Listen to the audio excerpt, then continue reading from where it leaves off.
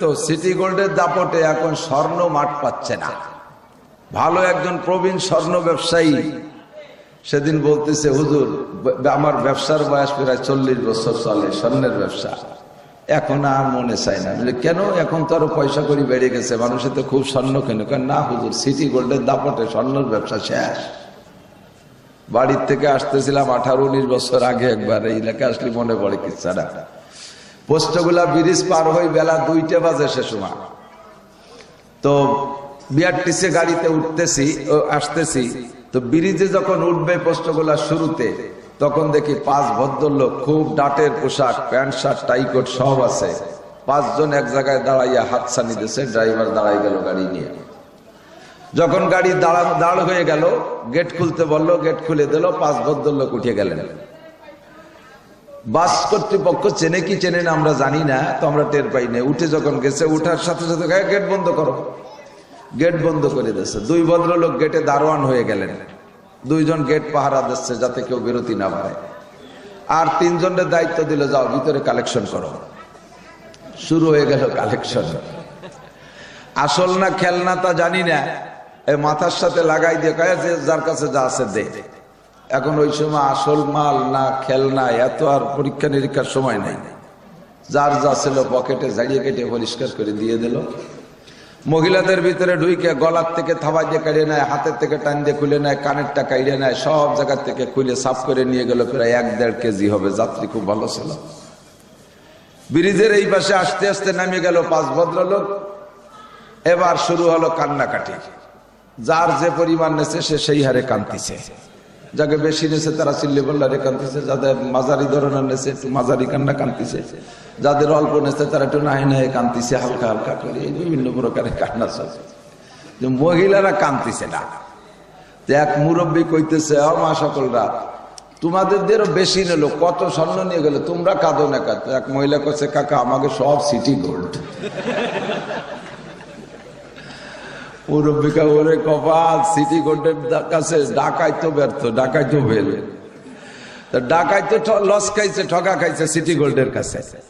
বর্তমানে সিটি গোল্ডের কাছে মৌলানা মাহমুদ সাহ, আহমদ শফি সাহ, জুনায়েদ বাবুনগরী, এনাদের যে নুরানি রুহানি কাটা কাটা কথা, এর কোনো খানা নাই। আর আমার তো সুরও নাই, নূরও নাই, ইংরেজিও নাই। ইংরেজিতে আলি বোঝানি না। ঢাকা শহরের মতো রাজধানীর শহরে আমার মতো গ্রাম্য পাবলিক বক্তা চলে না। আমরা গ্রাম গায়ে ঘুরি ফিরি, গ্রামের সমস্যাগুলো যা আছে সেগুলো খুঁটে বেছে নিয়ে আসি। আলহামদুলিল্লাহি ওয়া কাফা ওয়া সালামুন আলা ইবাদিহিল্লাযীনা ইসতাফা। আম্মা বা'দু ফাআউযু বিল্লাহি মিনাশ শাইতানির রাজীম। বিসমিল্লাহির রহমানির রহিম।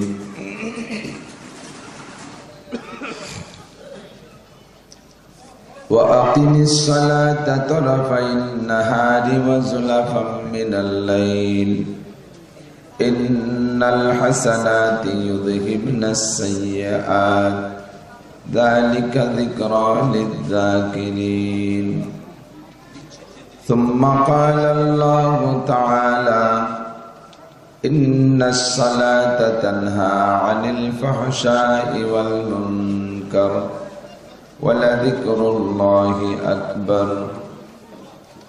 وقال محمد رسول الله صلى الله عليه وسلم من حافظ على الصلوات أكرمه الله ب5 خصال يرفع عنه ضيق العيش وعذاب القبر ويعطيه الله كتابه بيمينه ويمر على الصراط كالبرق ويدخل الجنة بغير حساب أو كما قال عليه الصلاة والسلام. سبحانك لا علم لنا إلا ما علمتنا إنك أنت العليم الحكيم. جزى الله عنا محمدا ما هو أهله سبحان الله وبحمده سبحان الله العظيم. رب اشرح لي صدري ويسر لي أمري واحلل عقدة من لساني يفقه قولي رب زدني علما اللهم أرنا الحق حقا وارزقنا اتباعه وأرنا الباطل باطلا وارزقنا اجتنابه সকলে বলি আমিন। মোহাব্বতের সাথে একটু দরুদ শরীফ পড়ে নেই। اللهم صل على محمد وعلى آل محمد كما صليت على إبراهيم وعلى آل إبراهيم إنك حميد مجيد اللهم بارك على محمد وعلى آل محمد كما باركت على إبراهيم وعلى آل إبراهيم إنك حميد مجيد ঐতিহ্যবাহী দারুল মুকাম বশিরিয়া মাদ্রাসার উদ্যোগে আয়োজিত চতুর্থ বার্ষিক ওয়াজ ও দোয়ার মাহফিল। আজকের মাহফিলের সম্মানিত সভাপতি, মাগরিব থেকে পর্যন্ত বয়ান করেছেন হাক্কানি উলামায়ে কেরাম,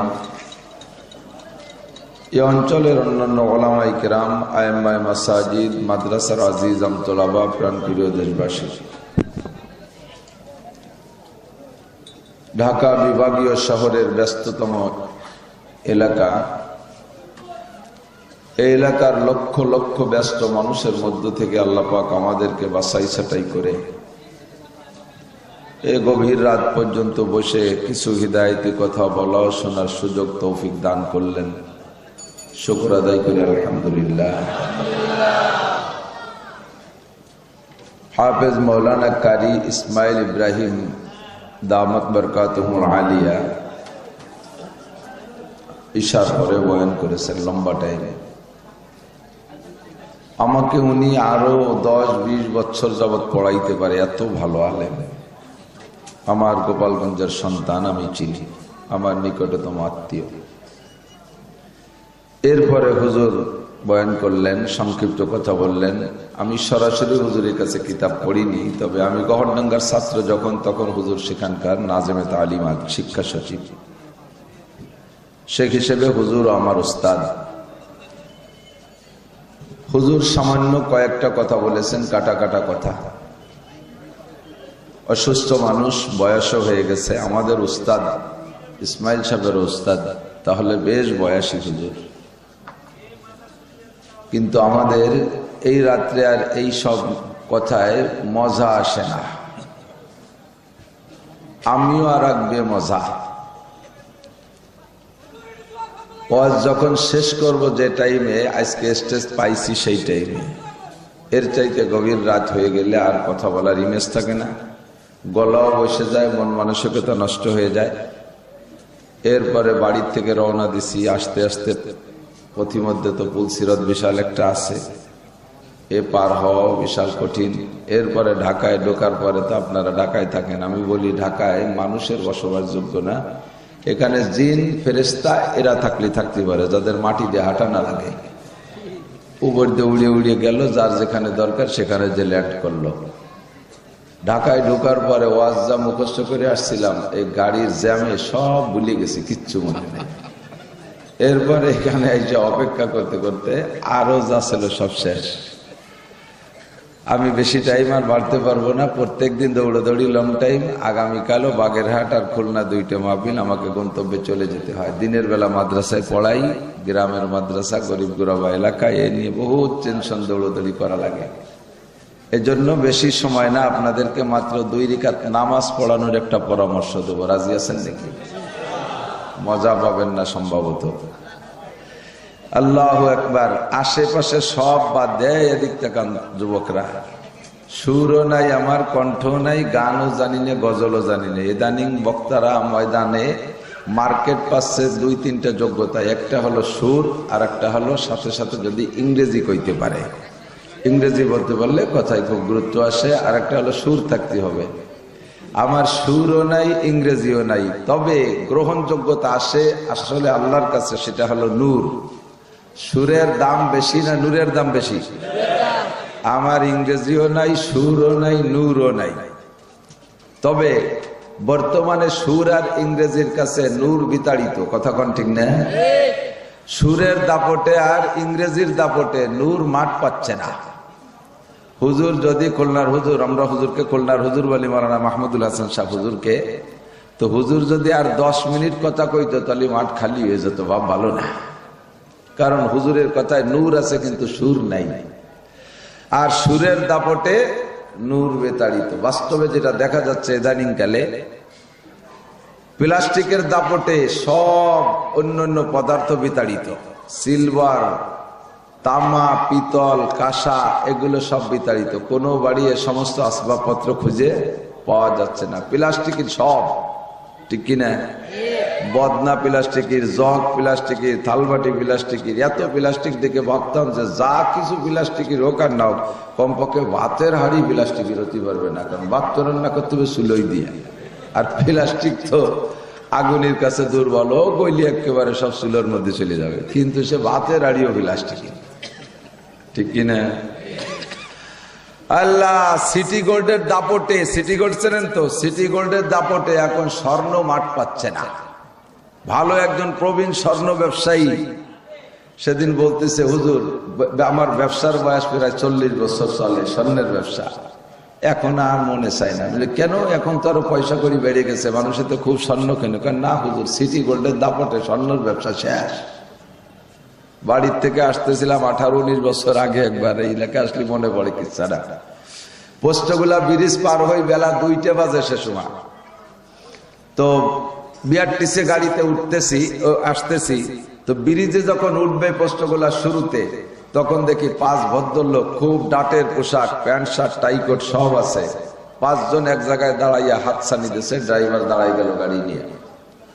যখন গাড়ি দাঁড় হয়ে গেল, গেট খুলতে বললো, গেট খুলে দিল, 5 ভদ্রলোক উঠে গেলেন। বাস কর্তৃপক্ষ চেনে কি চেনে না আমরা জানি না, তো আমরা টের পাই না। উঠে যখন গেছে, উঠার সাথে সাথে গেট বন্ধ করো, গেট বন্ধ করে দিয়েছে। 2 ভদ্রলোক গেটে দারোয়ান হয়ে গেলেন, 2 জন গেট পাহারা দিচ্ছে যাতে কেউ বিরতি না পায়। আর 3 জনের দায়িত্ব দিল, যাও ভিতরে কালেকশন করো। শুরু হয়ে গেল কালেকশন। আসল না খেলনা তা জানি না, এই মাথার সাথে লাগাই দিয়ে কয়ে যে যার কাছে যা আছে দে। এখন ওই সময় আসল মাল না খেলনা, এত আর পরীক্ষা নিরীক্ষার সময় নেই। যার যা ছিল পকেটে ঝাড়িয়ে কেটে পরিষ্কার করে দিয়ে দিল। মহিলাদের ভিতরে ঢুইকে গলার থেকে থাবা দিয়ে কাড়িয়ে নেয়, হাতের থেকে টান দিয়ে খুলে নেয়, কানেরটা কাড়িয়ে নেয়, সব জায়গা থেকে খুলে সাফ করে নিয়ে গেল। প্রায় 1-1.5 কেজি হবে। যাত্রী খুব ভালো ছিল। ব্রিজের এই পাশে আস্তে আস্তে নামে গেল 5 ভদ্রলোক। এবার শুরু হলো কান্নাকাটি। যার যে পরিমাণ নেছে সে সেই হারে কান্দিছে। যাকে বেশি নেছে তারা চিল্লে বল্লারে কান্দিছে, যাদের মাঝারি ধরনের নেছে একটু মাঝারি কান্না কান্দিছে, যাদের অল্প নেছে তারা একটু নাহে নাহে কান্দিছে, হালকা হালকা করে। এই বিভিন্ন প্রকারের কান্না চলছে, মহিলারা কান্দিছে না। এক মুরব্বী কইতেছে, মা সকলরা তোমাদেরও বেশি নিল, কত স্বর্ণ নিয়ে গেল, তোমরা কাঁদো না কাঁদো। এক মহিলা কাছে, কাকা আমাকে সব সিটি গোল্ড। মুরব্বিকা ওরে কপাল, সিটি গোল্ডের কাছে ডাকাই তো ব্যর্থ, ডাকাই তো ফেল। ডাকাই তো লস খাইছে, ঠকা খাইছে সিটি গোল্ডের কাছে।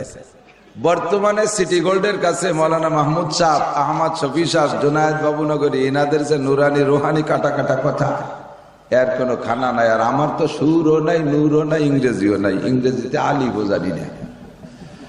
ঢাকা শহরের মতো রাজধানীর শহরে আমার মতো গ্রাম্য পাবলিক বক্তা চলে না। আমরা গ্রাম গায়ে ঘুরি ফিরি, গ্রামের সমস্যাগুলো যা আছে সেগুলো খুঁটে বেছে নিয়ে আসি।